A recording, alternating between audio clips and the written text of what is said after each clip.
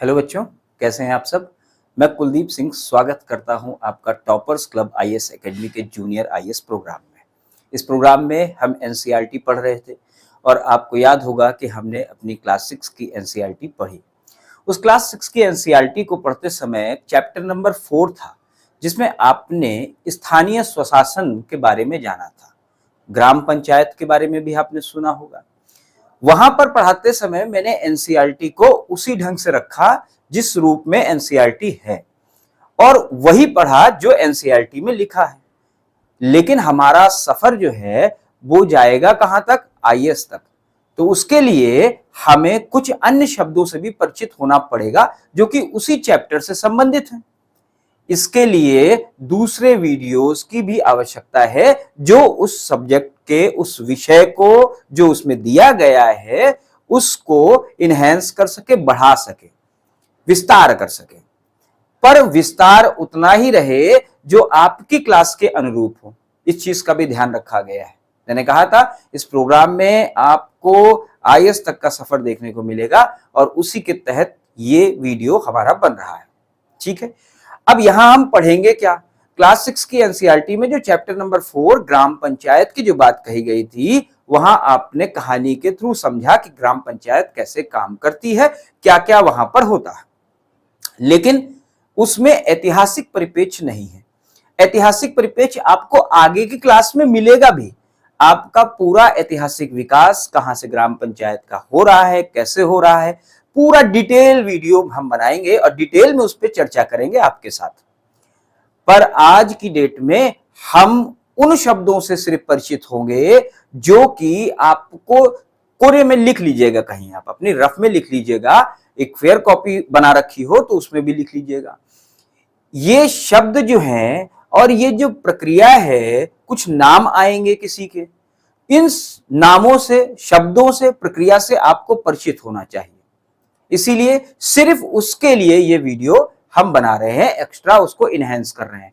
हम उतना ज्यादा विस्तार नहीं देंगे कि आपके लिए आपकी पढ़ाई से हटके कुछ हो जाए, तो पढ़ाई के साथ में चलता रहे। और जब क्लास 12 तक हम पहुंचेंगे तो आप देखेंगे कि वीडियोस में और आपके अंदर जो आपकी टेक्स्ट बुक है उसके साथ साथ भी कई ढेर सारे कंटेंट आपके पास पहुंच चुके हैं। ठीक है, तो चलिए शुरू करते हैं।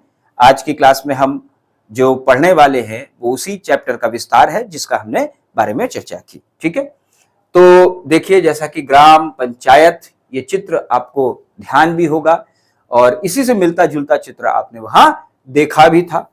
स्थानीय स्वशासन नामक एक शब्द हमने जो इस्तेमाल किया, वो स्थानीय स्वशासन क्या होता है और इसका ऐतिहासिक बैकग्राउंड में क्या कहता है।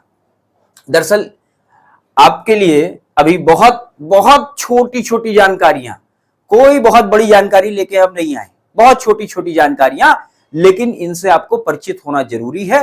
यहां आप इस समय परिचित हो लीजिए, आगे इनका विस्तृत रूप और देखने को आपको मिलेगा। स्थानीय स्वशासन यानी हमने देखा था कि गांव का प्रशासन अलग चल रहा था, ग्राम प्रशासन, और नगर का प्रशासन अलग चल रहा था। हमने एनसीईआरटी क्लास 6 में इस चीज को देखा है और वो पूरी यूनिट ही है स्थानीय स्वशासन के नाम से। तो वहां पर इस शब्द का इस्तेमाल हुआ, वहां पर मैंने आपको ये चीज बताई भी।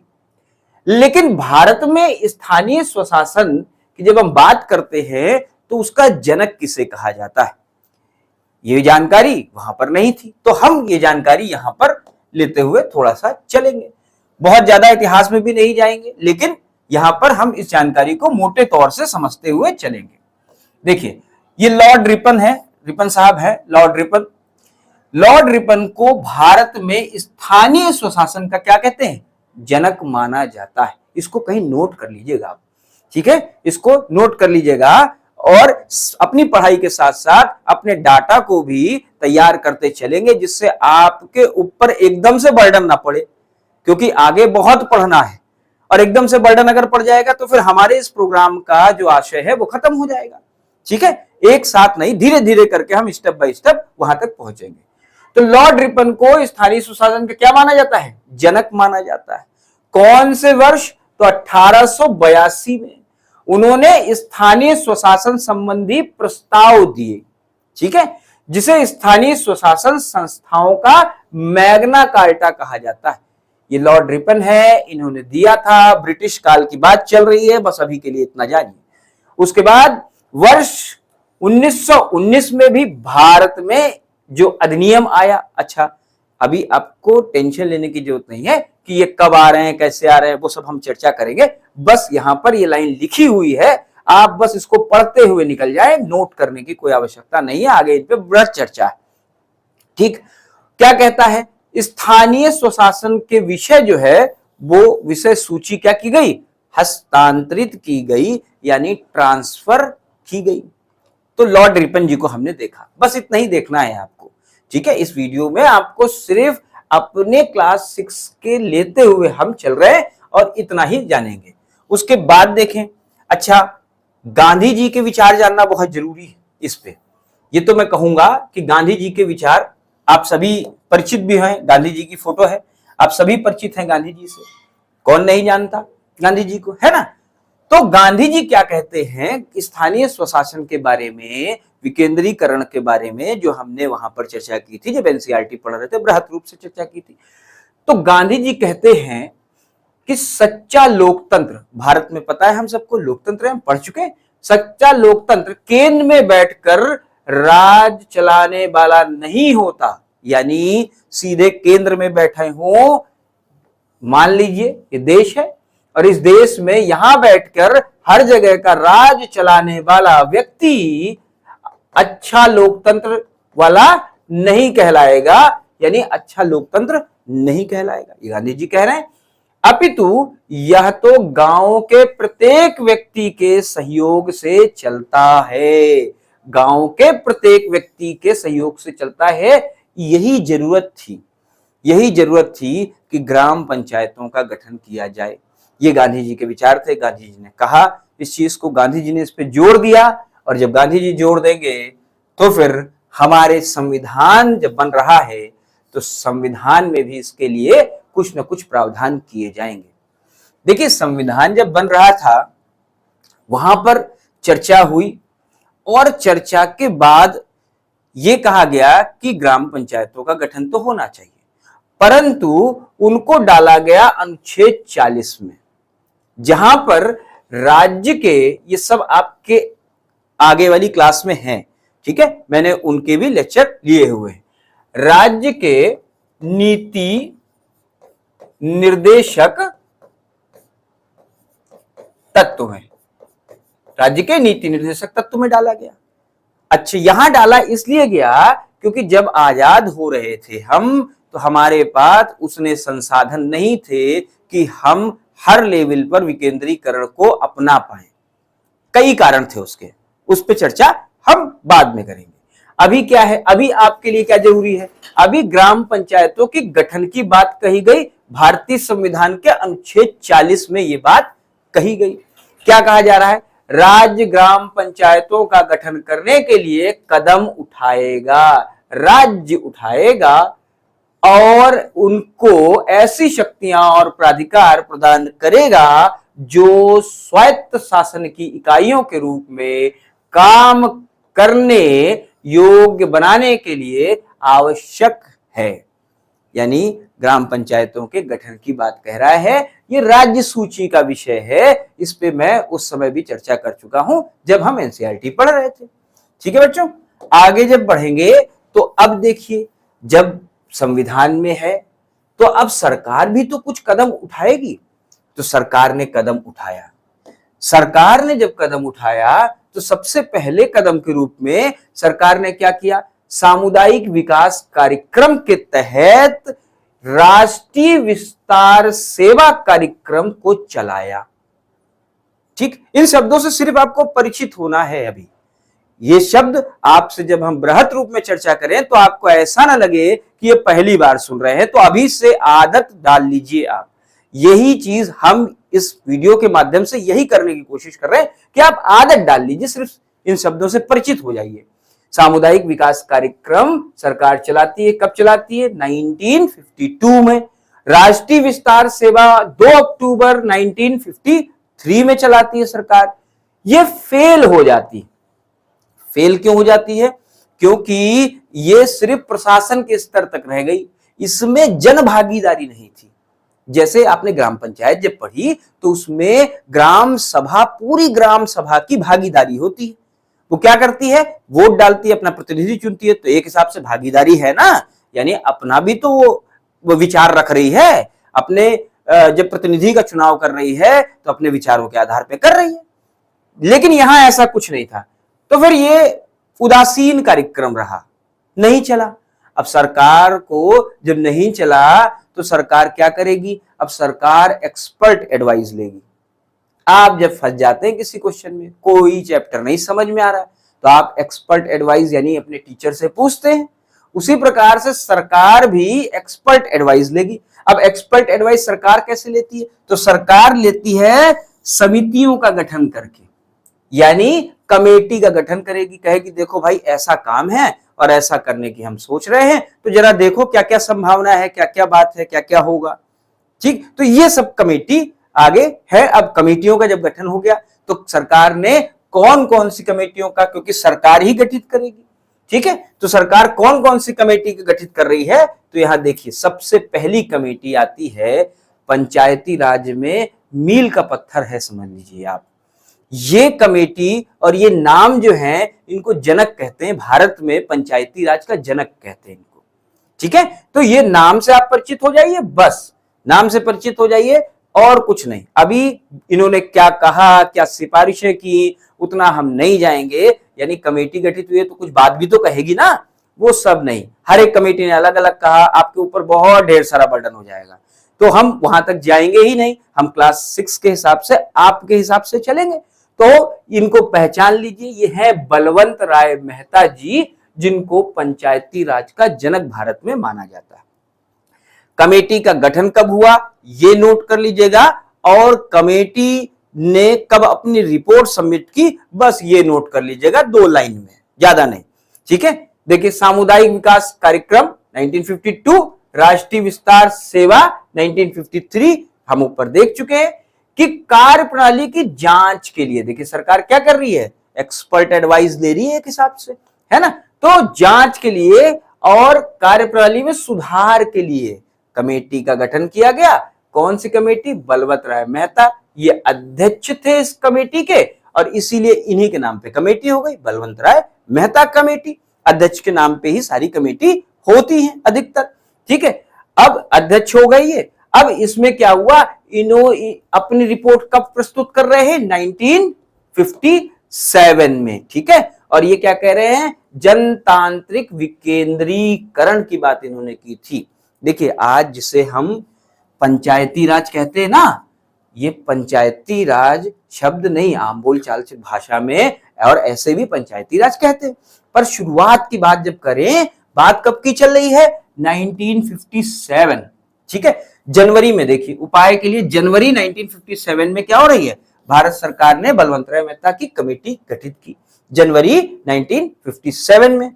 अब यहां रिपोर्ट कब प्रस्तुत हो रही है? नवंबर 1957 में। इन्होंने अपना काम किया, सरकार की जांच की, सारी चीजों की, और सरकार को सामने बता दिया कि साहब ये बात है, ये आप रखिए।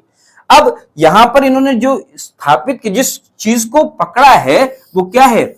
जनतांत्रिक विकेंद्रीकरण, इन्होंने शब्द का इस्तेमाल किया, यही योजना थी। बाद में इसको क्या नाम दिया गया? ग्राम पंचायत या पंचायती राज से, जिसको हम आज की डेट में जानते हैं। समझ गए आप? तो ये चीज इतना सा था। इन्होंने बहुत सी सिफारिशें दी, त्रिस्तरीय सिफारिश दी, किस किस लेवल पे होगा ये स्ट्रक्चर। जो आज हम स्ट्रक्चर पढ़ते हैं ना, जो हमने स्ट्रक्चर पढ़ा था, उसमें क्या होता है? उसमें एक ग्राम के लेवल पे होती है, फिर एक ब्लॉक के लेवल पे होती है, और एक जिला के लेवल पे होती है ना। तो वो स्ट्रक्चर इन्हीं का दिया हुआ है, इसलिए ये महत्व हो जाता है इनका। और वो एनसीईआरटी में नहीं था, तो यहां से हमने उसको देख लिया, ठीक है। आगे देखें तो और कमेटियां भी हैं, और कमेटी ऐसे ही सरसरी निगाह से आप देखते चलेंगे। अच्छा, जब इन्होंने कमेटी दे दी, कमेटी की रिपोर्ट सबमिट की, जब रिपोर्ट सबमिट की तो सरकार ने फिर से प्रयास किया। सरकार ने प्रयास क्या किया? अब देखिए, यहां से जो है, यहां से थोड़ा सा डाटा रिच हो जाएगा। यहां से क्या है, देखिए, अगस्त 1958 में आंध्र प्रदेश रिपोर्ट आने के बाद सरकार ने प्रयास करना शुरू किया कि भाई आप ऐसा कह रहे हैं तो हम ये बात कहते मानते, चलिए ट्रायल करते हैं। तो ये प्रायोगिक तौर पे यानी ट्रायल के रूप में, यह ऑफिशियल नहीं है। ऑफिशियल कब होगी? तो 2 अक्टूबर 1959 को सरकार ने, नेहरू जी ने, प्रधानमंत्री थे क्योंकि वहां पे समय प्रधानमंत्री हैं उस समय, उस टाइम के, तो 1959 में नागौर राजस्थान का एक गांव है बगदारी, ये बगदारी गांव से स्टार्ट हो जाती है। यहां पर जो नोट करने वाली बात है वो है क्या? औपचारिक रूप से, ऑफिशियल। तो औपचारिक रूप से कहां लागू होगी सबसे पहली बात? तो ये है राजस्थान का नागौर। लेकिन आप ध्यान दीजिए, जरा डेट पे ध्यान दीजिएगा, 1959। अभी जो हम 73वां संविधान संशोधन आखिरी तक पढ़ेंगे तो वहां पर इस चीज को पकड़ के चलिएगा, यहां से इस चीज को पकड़िए कि 1959 की बात ये कर रहे हैं। पूरे देश में अभी लागू करने की कोई बाध्यता नहीं है, अभी खाली एक राज्य में लागू होगा, राजस्थान पहला राज्य बन गया। ठीक है, अब देखिए, अच्छा औपचारिक वाला भी याद करिएगा और ये प्रायोगिक वाला भी आप नोट डाउन कर लीजिएगा। ठीक है, आगे जब बढ़े तो आगे क्या कहते हैं? आगे एक कमेटी और आएगी, ये दूसरे नंबर की कमेटी हमारी आ गई। बीच में और भी कमेटियां हैं, लेकिन हमने कहा कि ज्यादा जोर नहीं देने का, आपको बिल्कुल भी फ्रेश माइंड होके थोड़े थोड़े सा पढ़ते हुए फिर ढेर सारा कंटेंट हो जाएगा आखिरी तक जब आप पहुंचेंगे। मैं ये कई बार पढ़ाऊंगा आपको आगे की क्लास में। ठीक है, आगे देखिए क्या है, ये अशोक मेहता जी है। अशोक मेहता जी, अशोक मेहता समिति का गठन हुआ। ठीक, कब हुआ? 1977 में। ठीक है, और इन्होंने रिपोर्ट कब प्रस्तुत की अपनी? 1978 में। इन्होंने जो स्ट्रक्चर दिया था वो अलग है, उनसे अलग स्ट्रक्चर दिया था। ठीक है, तो इन्होंने 2 स्तरीय स्ट्रक्चर दिया था, आपको अभी उसके बारे में जानने की आवश्यकता नहीं है। ठीक है, अब देखिए इन्होंने कितने 132 सिफारिशें दी हैं। तो 132 अभी आप पढ़ेंगे तो आप बाकी क्लास का कंटेंट क्या करेंगे? बाकी क्लास भी तो देखना है आपको, तो वो सब चीजें लेके चल रहे हैं। इसको बाद में हम 132 सिफारिशें, इनके बारे में बाद में पढ़ेंगे। तो आपके काम का क्या है? अशोक मेहता दूसरी वाली समिति आप याद रखिएगा, और दिसंबर 1977 याद रखिएगा, ये गठन हुआ है। रिपोर्ट कब प्रस्तुत कर रहा है? अगस्त 1978 में। ये आप ध्यान रखिएगा। आगे देखिए, आगे की समिति कौन सी है? ये देखिए, ये है समितियां। जीवीके राव समिति। अब ये समिति, इसके बारे में भी आपको वही सिर्फ याद करना है, 2 ही चीजें देखनी है, कब गठन कब हो रहा है। ठीक है, और उसके बाद इनके बारे में इन्होंने क्या कहा? ग्रामीण विकास और निर्धनता उन्मूलन कार्यक्रम के लिए प्रशासनिक प्रबंध के विषय पर है ये। ठीक है, विषय लिखना चाहें तो इसका लिख सकते हैं, अन्यथा बार बार आपके पास ये विषय भी आएंगे, कमेटियों की डेट भी आएगी। लेकिन अभी आपको नाम से परिचित होना है, जीवीके राव समिति। ऐसा ना हो कि जब हम आगे पढ़ें तो आप बिल्कुल इस नाम से परिचित ना हो, इसलिए नाम से परिचित होना जरूरी है। अगला देख लीजिए क्या है, अगला है LM सिंधवी कमेटी। ठीक है, सिंधवी समिति इसको हम कह देते हैं। इसके विषय में क्या है? वही आपका वर्ष कि कब गठन हुआ। ठीक है, इस बारे में इन्होंने क्या क्या सिफारिश भेजी, काफी लंबा इनको समय लगा। उसके बाद कई चीजें इन्होंने की, रिफॉर्म के बारे में भी कहा, कैसा क्या होना चाहिए, सब कहा। लेकिन हमको अभी सिर्फ नाम से परिचित होना है और उनके गठन से परिचित होना है कि कब उनका गठन हो रहा है। उसके बाद आगे की, तो ये दोनों आपने नोट कर ली होंगी। आगे बढ़े तो आगे हम देखिए, अब ये जो बात कह रहा है, ये शब्द को जरा समझिएगा। ये शब्द जो है संविधानीकरण। ठीक है, इसका मतलब क्या है कि संविधान में अब क्या किया जाएगा? प्रावधान किया जाएगा। किस चीज का प्रावधान किया जाएगा? तो जो हमारा टॉपिक है क्या है? ग्राम पंचायतों के गठन की बात कही जाएगी संविधान में। अब इसके लिए प्रावधान संविधान में, इतनी ढेर सारी समिति हो गई, सबने अपनी अपनी रिपोर्ट भी सौंपी होगी। सबने जब रिपोर्टें सौंपी तो रिपोर्ट के आधार पर अब सरकार क्या करेगी, अब सरकार कदम उठाएगी, रिपोर्ट के आधार पर संविधान में कदम उठाएगी। अब संविधान में जब कदम उठाएगी तो उसके लिए ये वाली समिति बहुत इंपॉर्टेंट हो जाती, जैसे बलवंत राय मेहता वाली मैंने कही थी मोस्ट इंपॉर्टेंट, ठीक है। तो बाकी की भी इंपॉर्टेंट है, आपको नाम से परिचित होना है, ठीक है, लेकिन इसको भी मोस्ट इंपॉर्टेंट लिस्ट में आप डालिए, ये भी बहुत इंपॉर्टेंट है, क्योंकि ये वो समिति है जो कि आखिरी में संविधानीकरण करवा के मानेगी।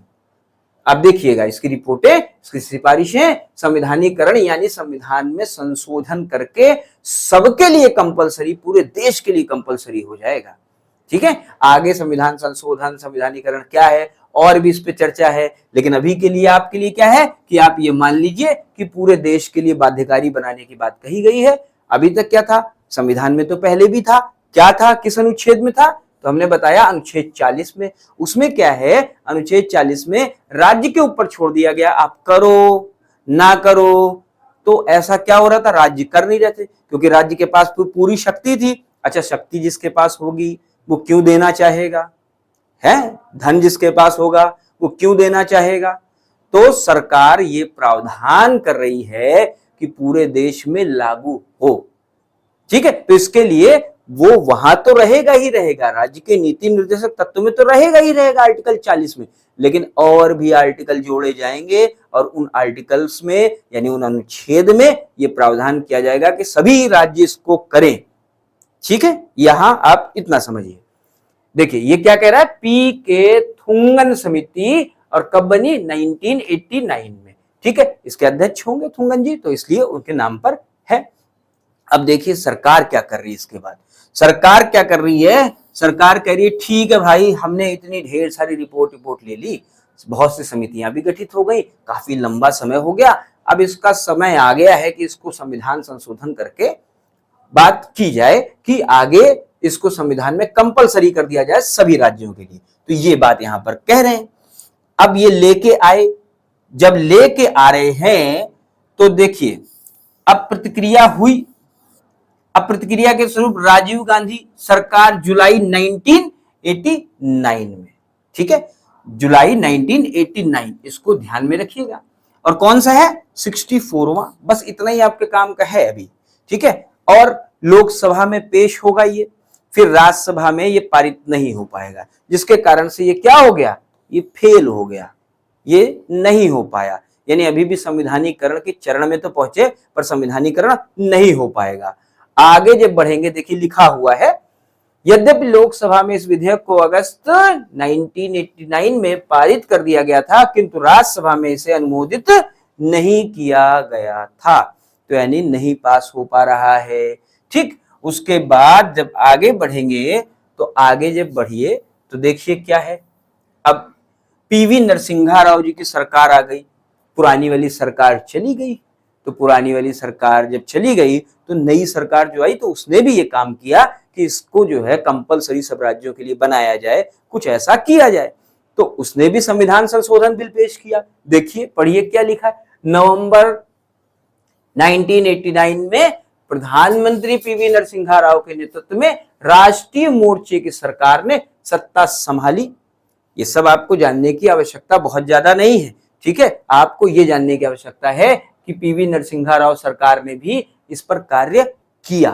अब फाइनल रिजल्ट क्या हुआ, देखिए क्या हुआ, इस सम्मेलन में नए सिरे से संविधान संशोधक विधेयक लाने के प्रस्ताव के प्रति सहमति बनी, जो पुराना वाला आया था 64वां, ठीक है।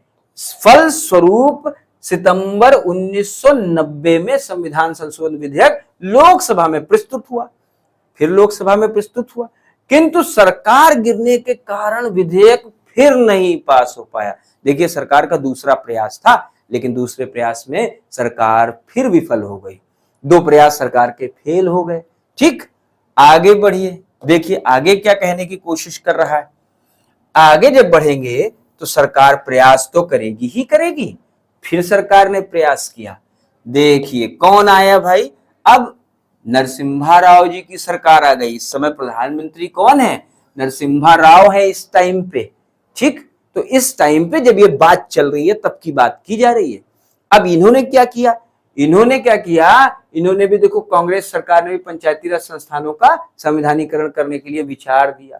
इस सरकार के प्रस्ताव ने समय क्या, अच्छा यहां से पकड़िए आप, सितंबर 1991 में इन्होंने दिया, ठीक है। उसके बाद क्या हुआ, तो देखिए यह विधेयक लोकसभा में 22 दिसंबर 1991 में पास हो गया, लोकसभा में फिर से।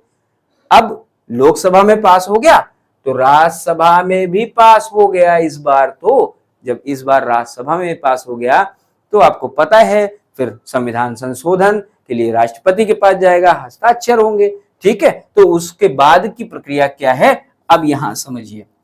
इसके बाद 17 राज्यों की विधानसभा का अनुमोदन किया गया। जब हम संविधान संशोधन को पढ़ेंगे तो हम देखेंगे उसमें 3 प्रकार से, किस प्रकार से संविधान संशोधन किए जाते हैं, ठीक है। तो यहां पर देखिए 17 राज्य की भी सहमति, क्योंकि लागू कहां करना, राज्य सूची का विषय बनाया जा रहा है, उसे राज्य सूची का विषय है तो इसीलिए राज्यों से भी परमिशन लेनी पड़ी। तो यहां पर उसके बाद राष्ट्रपति ने अपनी सहमति दे गई। और कब दी उन्होंने सहमति, तो 20 अप्रैल 1993। अब यहां पर आपको कुछ चीजों पर जो गौर देना है, जो नोट करनी है, वो ये है कि ये 1992 में यहां से पारित हो गया, लेकिन राष्ट्रपति ने कब सहमति दी है, 20 अप्रैल 1993 में। सन बदल गया, ठीक है। तो फिर ये कौन सा संविधान संशोधन था, ये 73वां यानी 73वां संविधान संशोधन था। देखा आपने, वहां से सरकार फेल हो रही थी 64वें से, उसके बाद यहां तक आते आते तब जाके ये काम बना। और जब ये काम बन गया तो फिर अब प्रावधान क्या है, अब देखिए जरा आगे। जब संविधान संशोधन कर दिया गया तो क्या जोड़ा जाएगा संविधान में, संविधान में कुछ नई चीज जोड़ी जाएगी, या फिर संविधान संशोधन जब किया जाता है तो कोई चीज हटाई जाती है या कोई चीज जोड़ी जाती है। तो यहाँ क्या किया गया, जोड़ा जाएगा। अब जोड़ा गया तो देखिए प्रावधान क्या थे इसमें प्रावधान है क्या, ये जो एक्ट आया है 73वां वाला, वो क्या बता रहा है, इस अधिनियम द्वारा भारतीय संविधान में भाग 9 को जोड़ा गया, जिसका शीर्षक रखा गया, क्या शीर्षक है, शीर्षक रखा गया पंचायत। इसका शीर्षक है किस भाग का, आप देखिए भाग 9 का शीर्षक क्या है, पंचायत है।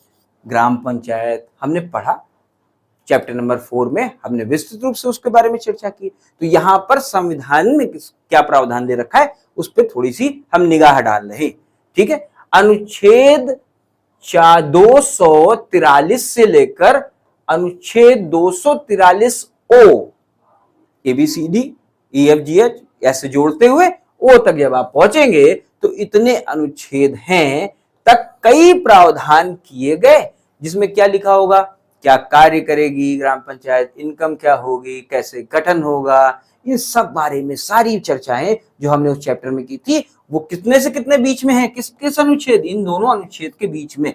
ये आप नोट कर लीजिएगा, ठीक है, इनके बीच में है, ठीक। उसके बाद क्या कह रहा है, ये भाग भी नोट कर लीजिएगा, ये अनुच्छेद भी नोट कर लीजिएगा, और एक अनुसूची भी जोड़ी गई जो 11वीं अनुसूची थी, 11वीं अनुसूची को भी जोड़ा गया, ठीक है। तो ये आप यहां तक, और कितने विषय, अच्छा विषय भी हैं, तो 29 विषय या 29 मदों को रखा गया है, उस सब्जेक्ट है, उस सब्जेक्ट पे ग्राम पंचायत अपना कानून बनाएगी, अपने हिसाब से वहां का शासन देखेगी, स्थानीय स्वशासन है क्योंकि, तो वहां का कार्यक्रम कराने की, कार्यक्रम देखने की, कार्य कराने की, वो अपना 29 विषयों पे अपना नियम कानून बना के कार्य चलाएगी।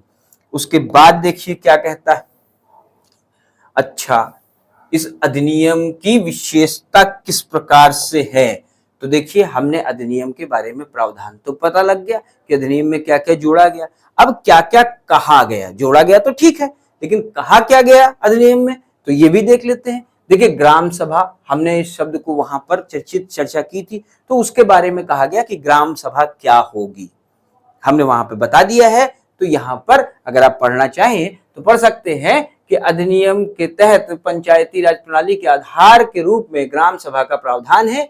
ग्राम सभा एक निकाय है जिसके तहत पंचायत क्षेत्र में आने वाले गांव के मतदान सूची में मतदाता होना चाहिए, यहाँ पर मतदाता सूची या मतदान सूची तो वो सही है, मतदाता सूची में पंजीकरण व्यक्ति शामिल होते हैं। हमने क्या कहा कि गांव का आदमी हो, उसी ग्राम का, उसके 18+ एज हो, जितने लोग वोट देने के एलिजिबल होंगे उस गांव के, तो वो क्या कहलाएगी, वो ग्राम सभा कहलाएगी। ये वहां पर हमने चर्चा किया था, वही बात यहाँ पर लिखी हुई है। और एक चीज और कही गई, 3 स्तरीय प्रणाली। हालांकि ये राज्य सूची का विषय है और राज्य सूची में राज्य अपने आप स्ट्रक्चर को डिजाइन कर सकता है, लेकिन जो कहा गया वो ये कहा गया कि प्रत्येक राज्य में 3 स्तरीय प्रणाली का प्रावधान है। कौन कौन सा, अर्थात गांव में, ग्राम, मध्यवर्ती और जिला स्तर पर पंचायत की प्रणाली। हमने इस बारे में उस चैप्टर में भी चर्चा की थी, फिर से एक बार देख लेते हैं। ग्राम में कौन सी होगी, ग्राम पंचायत, ठीक है। उसके बाद ब्लॉक लेवल पे कौन सी होगी, पंचायत समिति होगी, है ना, पंचायत समिति हमने उस चैप्टर में पढ़ा था। और जिला लेवल पे क्या होगी, तो जिला लेवल पे होगी जिला परिषद। हालांकि इन्हें अलग अलग राज्य में अलग अलग नाम से जाना जाता है, लेकिन कॉमन वर्ड जो यूज किए जाते हैं वो यही है, ग्राम के लिए ग्राम पंचायत। ब्लॉक लेवल पे ब्लॉक क्या होते हैं वो हमने देखा था कि गांवों को कई खंडों में बांट दिया जाता है। ब्लॉक लेवल पे क्या होगा, कई गांवों को मिला के भी एक ब्लॉक बन जाता है ना। तो ब्लॉक लेवल पे क्या, पंचायत समिति, और जिला लेवल पे क्या, जिला परिषद, ठीक है। तो ये अब इसका स्ट्रक्चर जो है उस बारे में भी हम थोड़ी सी जानकारी लेंगे। स्ट्रक्चर के बारे में जब हम जानकारी लेंगे तो वो हम अगले वीडियो में जानकारी लेंगे, अगले क्लास में हम पढ़ेंगे कि इसके स्ट्रक्चर कैसा निकल के आया। अभी हमने सिर्फ आपको इसका बैकग्राउंड क्या था उसके बारे में थोड़ी सी जानकारी दी है, और अभी आपके लिए उतनी सफिशिएंट है, ठीक। उसके बाद हम मिलेंगे अगले वीडियो में जिसमें स्ट्रक्चर के बारे में भी थोड़ी सी जानकारी हम लेंगे, कहाँ कौन से स्ट्रक्चर हैं, कितने स्तर की है, इस बारे में चर्चा हम करेंगे, ठीक है। तब तक के लिए पढ़ते रहें, स्वस्थ रहें, धन्यवाद।